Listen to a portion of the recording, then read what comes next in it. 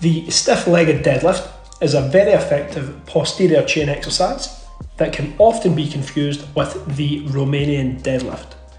To execute, stand with your feet shoulder width apart and with the bar over the midfoot. Hold the bar with a clean grip, and whilst breathing in and bracing, set your back tight into the start position. Push through the feet to stand tall, keeping the bar as close to the legs as possible without scraping along the shins or thighs. At the top, hinge at the hips as far as you can without losing the natural arches for you.